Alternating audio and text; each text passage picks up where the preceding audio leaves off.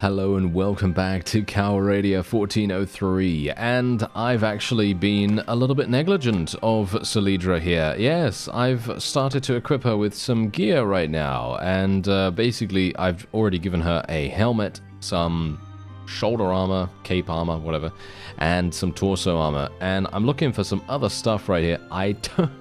Oh dear, I don't have any more. Yeah, that's it. I don't have any more, unfortunately for her. However, I do have a nice shield, which is absolutely massive, by the way. Look at that. Absolutely crazy. And we're going to be giving her something really amazing. So a really good sword there. And we're probably going to be giving her a spear. Now, I'm wondering, do we want to... No. Do we? Do we want to give her a horse? I think a horse might actually be kind of decent, so let's do that. There we go. All right. So yeah, she's now equipped. She's now fully outfitted in some really good stuff. Unfortunately, we don't have any gloves for her or any shoes, but yeah, that's gonna be okay. That's fine, because as soon as we are well done here, hopefully we're gonna be okay, you know, attacking the Cuba here. This is indeed gonna be a very difficult siege, by the way. Over 700 enemies to deal with. I actually don't know whether it's even possible for us to do this, but I'm tackling this just purely... Oh, never mind. Okay. I was going to say, well, yes, I'm tackling this because I thought it's going to be a challenge, you know? It's going to be a significant challenge. But yeah, as you can see, unfortunately, Mr... Well, should I say unfortunately? I don't know. But Mr. Graveth has decided to come along and help us out a little bit, which I do appreciate, don't get me wrong. I think that's actually very lucrative for him to do, because, let's face it, if we don't work together, then what kind of faction can we call ourselves? Well, not a faction at all, of course. Yes, indeed. Anyway, well, let's just see. Is there anything else that I can actually spec into here? I guess riding skill is going to be the thing. Yep, go for some riding. Sounds good, because then we're going to be going into a wonderful field battle at some point in the future, and hopefully that's going to result in some nice level ups.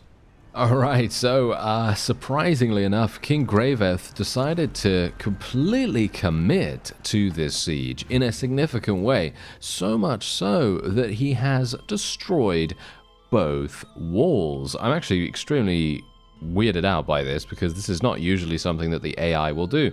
Usually they'll just go, yes, I have started the siege, and now I have built my one siege tower, and now I have built my one battering ram, and that is it, and now I'm going in. And that's generally actually what they tend to do for some reason. I mean, that's not particularly smart, but that is what they tend to do. So I was very surprised to see that he's actually doing something completely different this time around. He's literally deciding to go through with the player strategy, which is to mostly destroy the walls. And we did suffer a couple of kind of annoying siege bombardment casualties, but you know, that's just how it goes. And obviously his army, I think, sustained most of the problem, so we don't really need to worry about it too much. And I am actually hitting someone right there. Very nice. We actually did finally get to 50 crossbow skill. I really wish I could find a way to improve my crossbow skill that much faster. That is actually one of the reasons why I was really excited about doing that siege defense.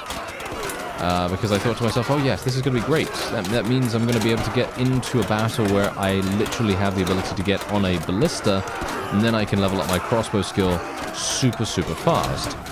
Unfortunately, that did not come to pass, and so we're now going to have to struggle a little bit.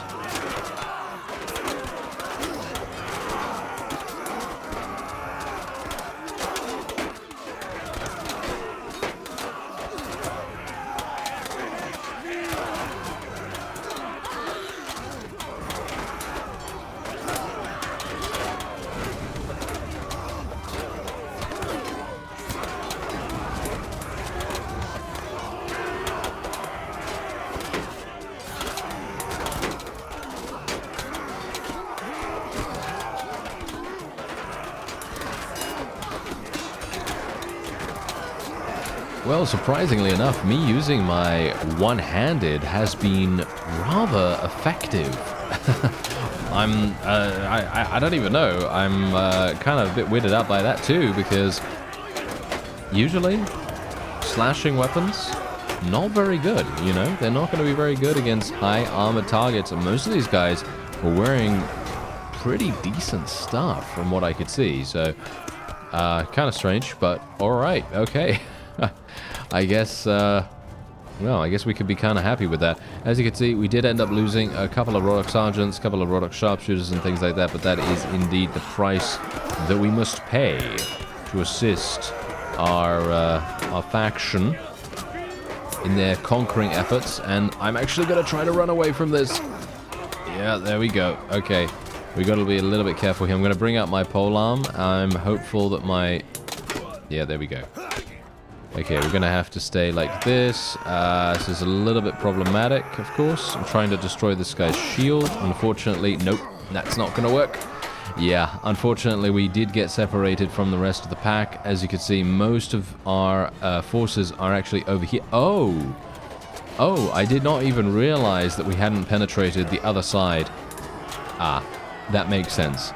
That makes sense now. That's the reason why we were having so many issues with barely any reinforcements being on this side of the town. So, yeah, let's actually speed things up and see how it goes, because we are gonna continue. Well, we're definitely gonna continue sustaining casualties, but how many is the question? Well, actually, not that many if you take a look at it. You know, generally this is an acceptable loss for capturing such a good amount of territory. It's actually pretty good.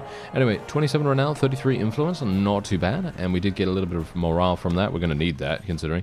Yeah, I personally feel like maybe the losses for me specifically were not actually that useful, but maybe for our faction, it's kind of decent. Anyway, what we're going to do is we're going to upgrade her. Oh no, she's actually got good boots. She's actually got good boots. I did not realize that. She actually has really, really good boots, surprisingly enough. Okay, well, what about the... Nope, she's wearing the same things. Okay, that's hilarious. I'm just going to equip the lighter ones for her so she can move slightly faster. It's not going to make any difference whatsoever generally, but, you know, it's okay. And we could obviously take a couple of people prisoner as well, which is pretty nice. If they decide to keep them, that is.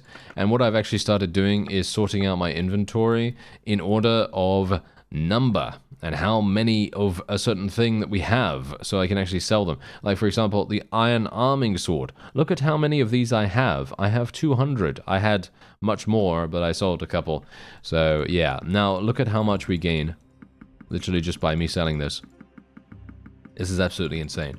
Look at that. Iron arming sword by itself just got me over 100,000 in cash. And that's not even the most expensive thing that I have available, which is amazing. Absolutely amazing. Really, really love that. And there you go. So we got 108,000, and we also increased our roguery skill a little bit there as well. And now Sultan Hakim is right there, which I think we're probably going to be doing something about that. I am going to be increasing my reload speed with crossbows, because let's face it, I am absolutely loathing the slowness of that. And so if we can make it a little bit faster, I'll be very pleased. So I am going to probably try to attack Sultan Hakim in just a second, but let's just make sure that we're restored, and let's see where Graveth goes as well. Ah, yes. Hakim is attempting to get an army up and running, which is to be expected. I was 100% assuming that he would do that. And let's actually see. I'm just going to give it to this guy. I'm basically just trying to make sure that we have as much good relation with all the other vassals that we can.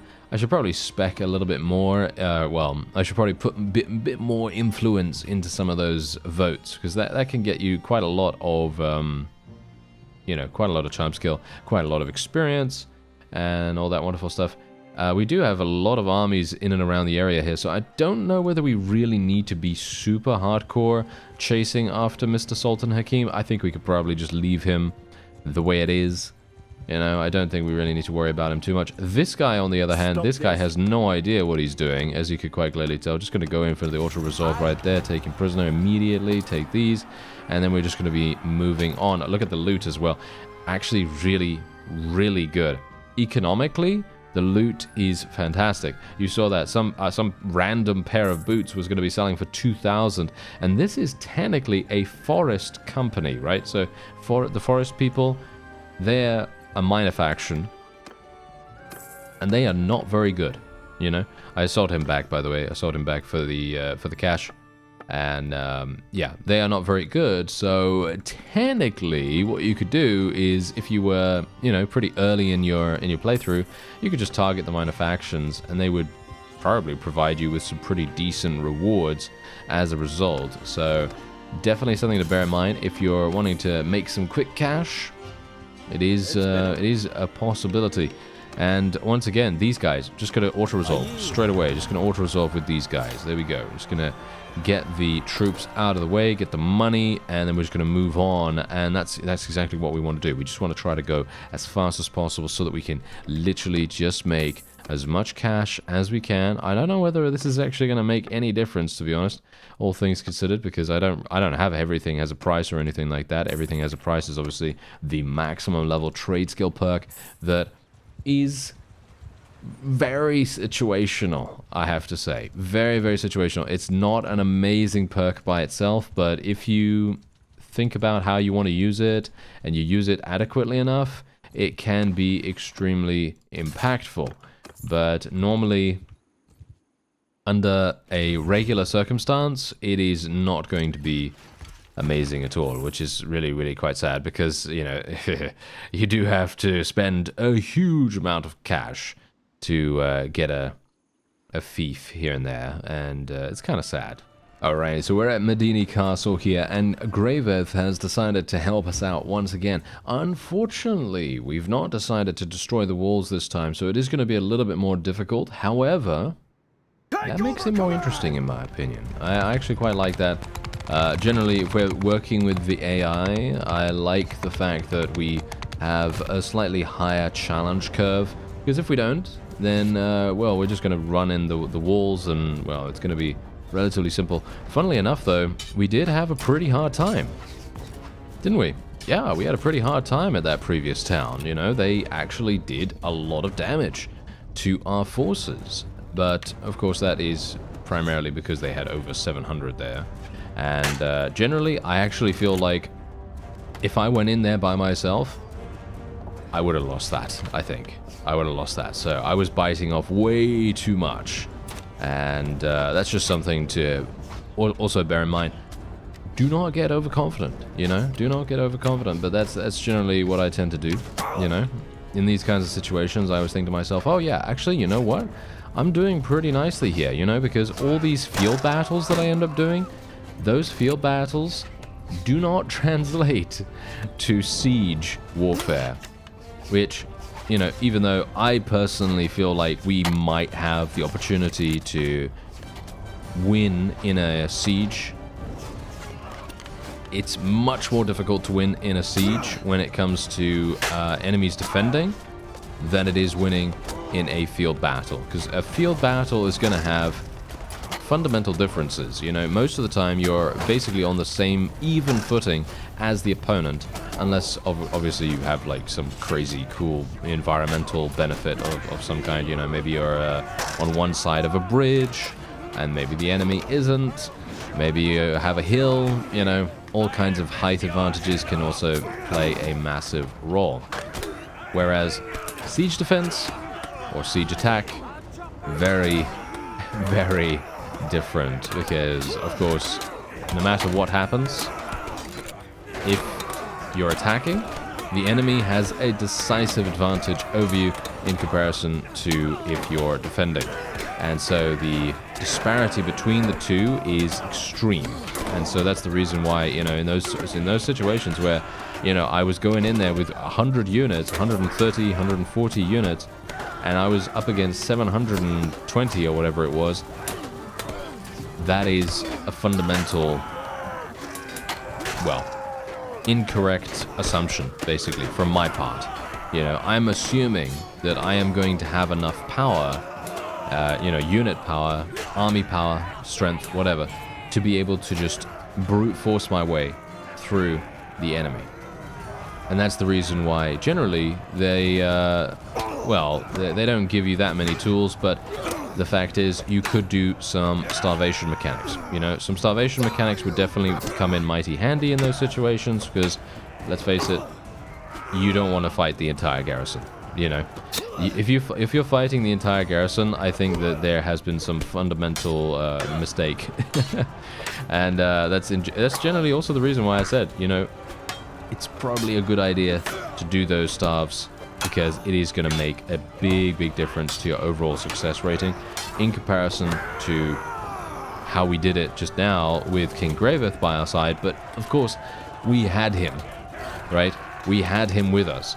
If we didn't have him with us, that was 100%, like I said, that was 100% a defeat. So it just goes to show, you know, numbers really do make a massive difference, but also strategy takes a massive part in it too. And that's the reason why I said starvation mechanics, being able to destroy the walls, basically all of these things, adding up all of those things, they make a huge difference. There it is. We did end up losing quite a few people this time. Look at that. We lost 5 sergeants, 5 sharpshooters, but we did gain 50 renown and 55 influence.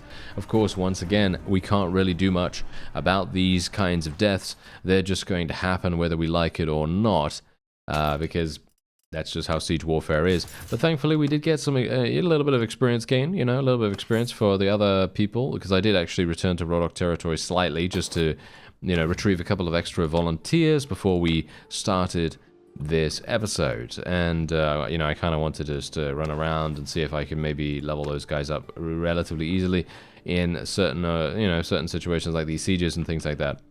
Unfortunately, it is making things a bit more costly from a casualty perspective than I would like. I'm not sure why we're losing so many of these sergeants and sharpshooters and stuff like that, because I'm obviously not really commanding them, but that is obviously on purpose because I want to make sure that we are supporting our allies as much as possible. But maybe that's a mistake, you see. Maybe that is indeed a mistake, because there are many cases in the past where I have helped out the AI in a significant way, and I have then regretted it after that. And the whole point of, you know, the whole point of like helping them obviously is to reduce their casualties, but the AI is very supernatural, you know. They're very supernatural at what, you know, in what they do. And many times it's actually not even necessary, you know. You don't even need to really worry about them. You could just let them do their own thing and they're going to be completely fine. Unless, obviously, you have a certain situation where they all get themselves taken prisoner, or they start, you know, or should we say, if you have a mod installed that allows them to be executed, or something like that, then, yeah, you also have that as being a bit of a problem. It seems like the Saronids actually took back Ein Balik Castle, and they're also attempting to take back Uqbar Castle as well. Well, I don't really care about that too much. That's generally something that our armies can do, our allied armies can do that potentially if they want to, but I am personally more interested in trying to capture this town over here, because what I want to, basically my entire role that I have taken it upon myself to do, by the way. This is not really a case of, you know, the thing that everyone should do, but I've basically decided, you know what? I'm going to be the driving force behind our offense. If I'm not the driving force, then I don't think that many people are going to be. I don't think that the armies of King Graveth are going to do that. However, they might defend. It may very well be the case that they might defend in comparison to them attacking. I found that the AI is a little bit passive when it comes to attacking, unless they have an exceptionally high advantage. And for some reason, I don't know what it is, but for some reason, King Graveth does tend to assist me quite a lot when it comes to offensive sieges. And I'm not sure why that is, because my own army it is strong, don't get me wrong. My own army is relatively powerful, considering we only have 100 and, 100 and something people. It's not, we're not running around with like 500 or whatever, but we have high-tier troops. And maybe he sees that we have high-tier troops, and he's deciding to help us out as a result of that. Or it could be that we have already built a couple of siege engines, and maybe he sees that, and then he's like, oh yes, I will go and help them out, or something along those lines. And yeah, you could see here, look at this. He's literally traveling over to Barry to besiege this. So if he wants to, yeah, no, never mind. He's actually fighting someone else. He's fighting an army right now, as you can see. Look at him. He's taking casualties. Graveth, don't die, sir. Don't die. I'm actually pretty sure that no. See, as you can see, there we go. Yep, he was successful in his attack on an army over there, and now he has completely decided to ignore his previous order to himself, which was basically to come over here and help us, and he's now going back to place those prisoners in the garrison or sell them or what have you, and that's perfectly fine with me. I don't have a problem with that. I think that is actually pretty cool. And we're going to just continue to try and starve these guys out. Or actually, apparently not. Huh. Yeah, I'm just going to leave here. There is no point in me doing this if there's a peace agreement coming in. Our kingdom's going to pay 350. Why would our kingdom pay 350? Sure. Fine. Let's make peace then. Sure. No, okay, look at this. Why would we be the ones paying? Did you see that? Did you see we had 21 prisoners.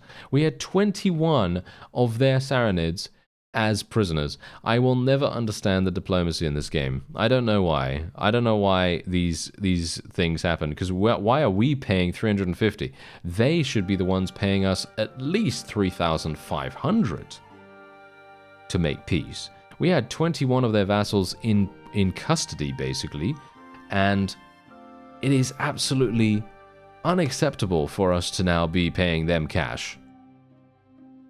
I have no idea. I have no idea where that comes from. That is extremely, extremely weird, and I think that should, I don't know. I think that kind of thing needs to be tweaked in some fashion or another, because there is just no way that in a real situation the Rhodoks would think to themselves, yes, you know what? We have 21 prisoners. We're going to pay our enemies to take back their prisoners. Yes. What? How does that make sense? That doesn't make sense. If you're going to do any kind of prisoner exchange, you're always going to try to get something for it, aren't you? In a real situation, that's what you're going to do. But in these kinds of situations, no.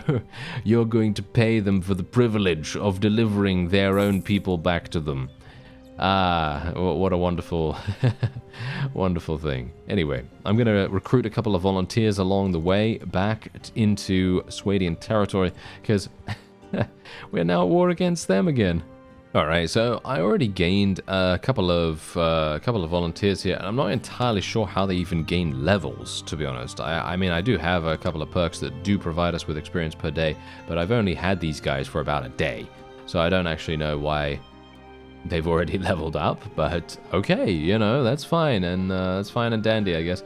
Anyway, we're going to be just leveling a couple of them into crossbowmen and then the rest into spearmen, and then we are going to be taking a look and seeing what's actually going on here, because obviously Abcoma Castle has now come under siege, and I am probably not going to be going in here against these guys, because if I had a full army of 147 and I had a bunch of really, really high tier troops, I think I would probably be able to do this. But the way that my army is comprised right now, I mean, look at what I have right here. I have 12 tier 2 crossbowmen, 21 tier 2 spearmen, 11 tier 1s in general, and then I have a bunch of tier 3s, and I basically only have about 75 high tier people, and I don't think 75 is maybe, I don't know, maybe it is enough. Should I go in? No, I don't think I can. these guys literally are running around with massive amounts of man-at-arms, as well as Swadian knights. I think that's a bit too strong. I think that is a bit too strong for me. See, now I'm kind of kicking myself, because now I'm kind of thinking, oh, maybe we could have done it, you know? Maybe we could have done it. I mean, I could definitely deal with one of these. I'm not sure if we can deal with these guys. As you can see, they've got 27 Swadian knights and 22 men-at-arms, and they also have 45 sharpshooters. It is very, very likely that these fellows will... Oh, you know what? I don't know. I think it's likely that they're going to win this. But I'm going to try, just for the sake of entertainment, okay? For the sake of entertainment, I'm going to do this. If this was a normal situation where I was playing by myself and I wasn't recording, I would not do this, okay? I would not do this. This is literally just for the sake of having fun and trying out something that I think is probably not going to be doable, but it's going to be enjoyable to find out whether we can actually make it work, you know? That's basically what it's going to come down to here. Okay, so let's have a look. Ooh, this is pretty... Oh, yeah, this is pretty good, actually. Wait. Oh, this is... Wait. Are they... No. Okay. Unfortunate. Okay, I was kind of hoping that they'd be spawning on the other side of the bridge. But, yes, that's not going to happen. And I am... Let me see here. We can go over here. We can basically just place all our people... in this direction. Let's put these guys like so, put them into a loose formation, what?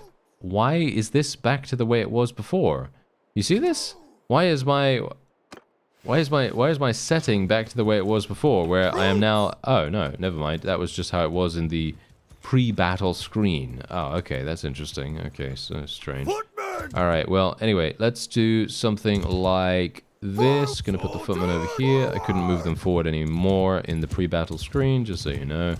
And otherwise, we are going to be putting them into a shield wall formation very shortly.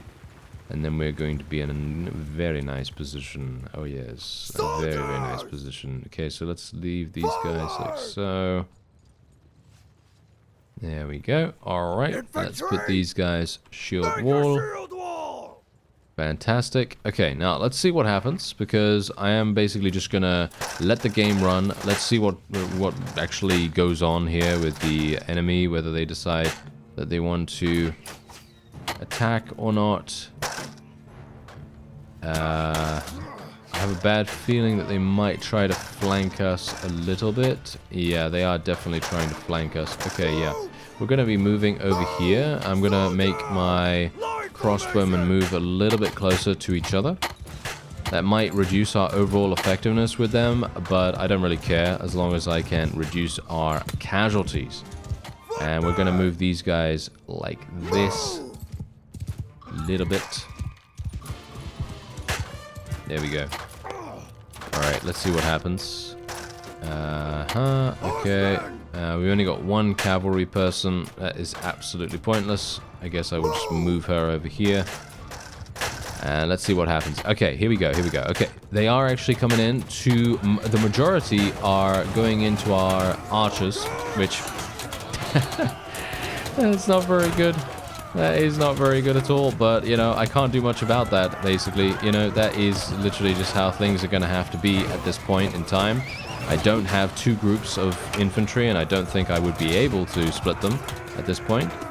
Because generally, if you try to split them, then we're going to have two different power bases, and it's going to be very, very difficult to fight off these mass of infantry. And so it might be too tough for us to deal with that. I don't know. Maybe it is. It just very much depends. But so far, no, here we go. Okay, now things are starting to become a little bit more controlled. As you can see, we now have a huge globule of our own infantry in a great position. Absolutely fantastic position. And this is actually going to provide us with the victory, I believe. Let's tell this guy to charge in. There we go. Take out that Swadian knight. Thank you. And do some damage. Big damage right there. And maybe we could do a little bit of something here too. Nope, never mind. Okay.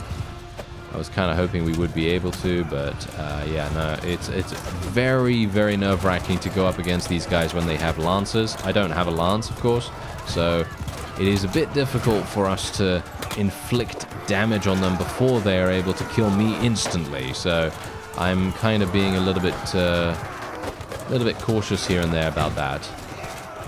But thankfully, the enemy does seem to be a bit slow when it comes to implementing their attacks. You can see here that I'm trying to do a little bit of a distraction with the enemy's cavalry as well. And they do appear to be completely and utterly devastated. They're not really having very good luck, are they?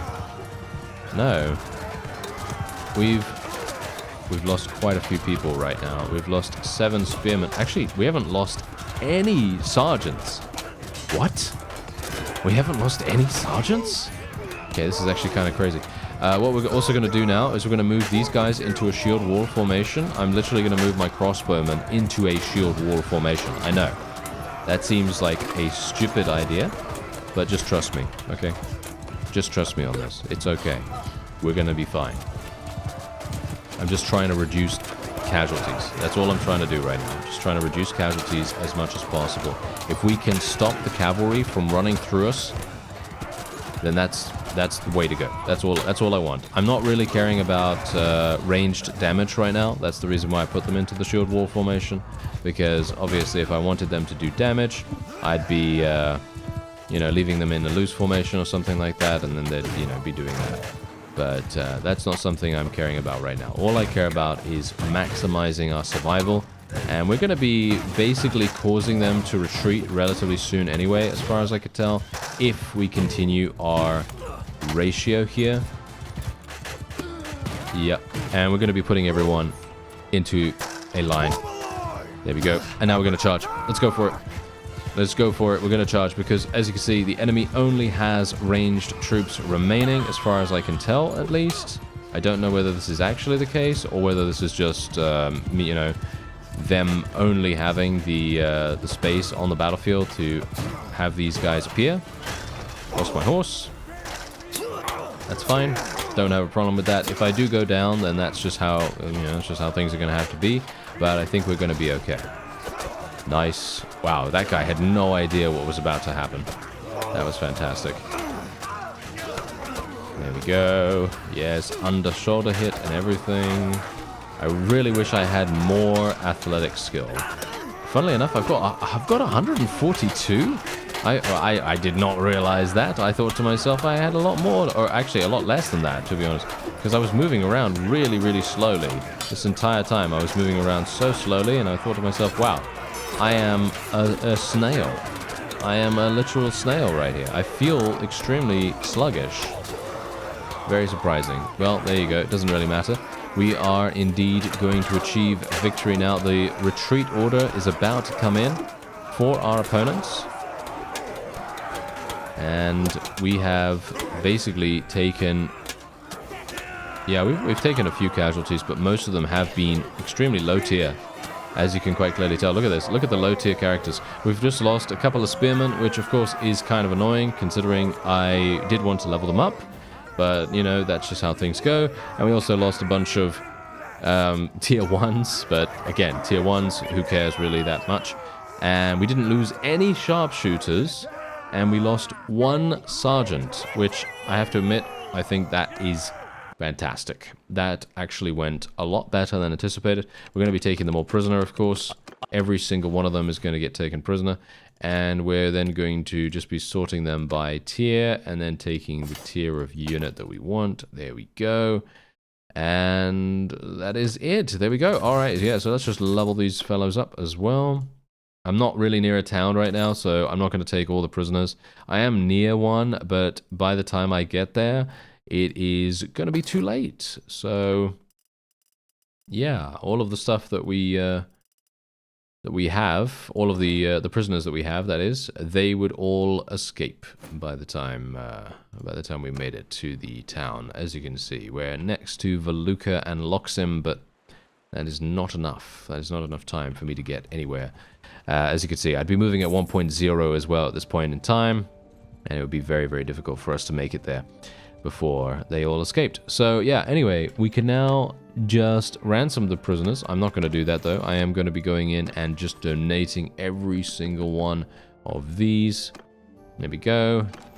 And then we will do the actual prisoners, the regular prisoners, into the ransom broker. And then I can just sell all of this stuff. And look at how much cash I just made. Instantaneously, boom, 65,000. I don't even care about money right now. I've got 3 million. Why would I want any more than that, you know? That's always what boggles the mind to me, you know? People in real life, they have, you know, over 2 million in the bank. What are you doing with it? What are you doing with it? You don't need that, you know? It's fine, you know, you can live on that for a long time. Anyway, there you go. That is it. That is going to be it for this episode. I thank you very much for watching, and I'll see you next time.